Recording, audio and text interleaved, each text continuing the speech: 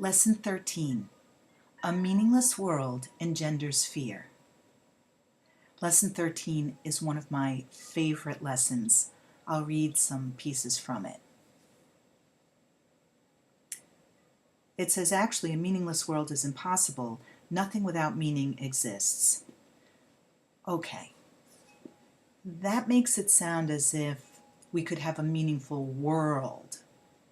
What actually happens is that we allow God's love to flow through us via the Holy Spirit. And we start to see love in everyone and everything everywhere. And then the world falls away. We don't end up making the world a loving place or the world real because now we see it through loving eyes. Love starts to take over, and we become aware that love is what's real, and love is formless, changeless, infinite, eternal, ever-extending light.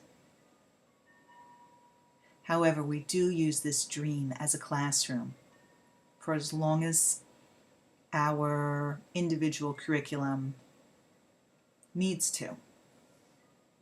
We can take as much time as we like, although the Course says that it saves us time.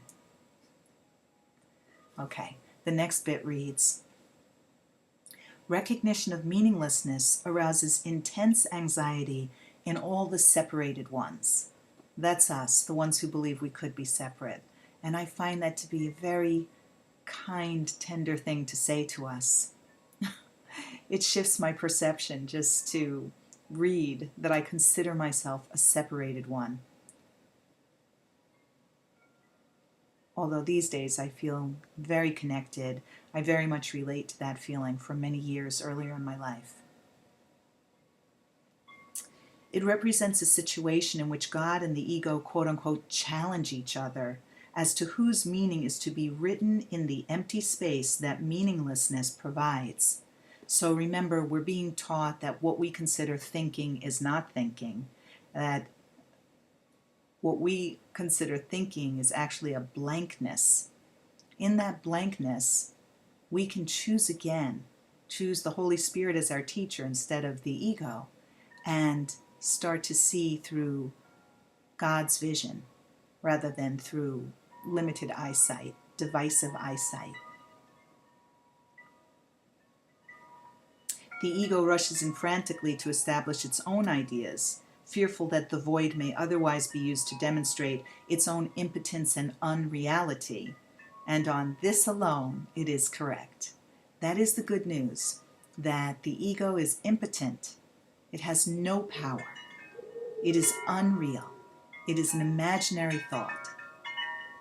And that is our saving grace.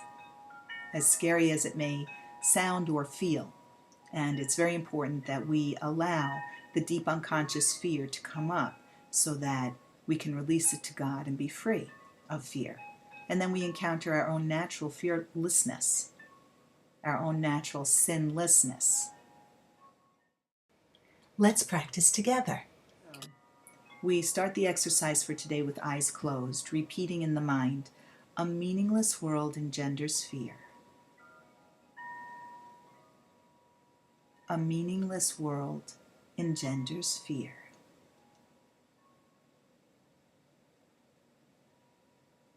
Opening the eyes and looking around.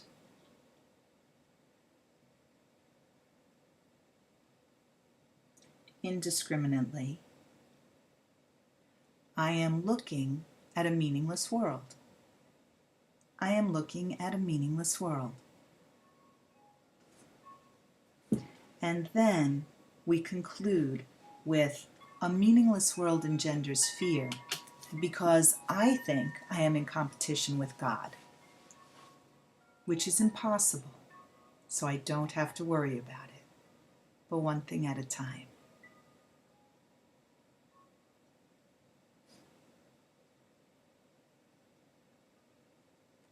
Lesson 13, a meaningless world engenders fear.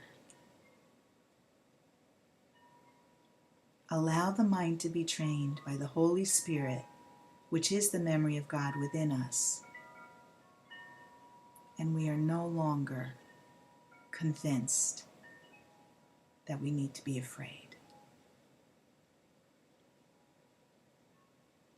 Namaste.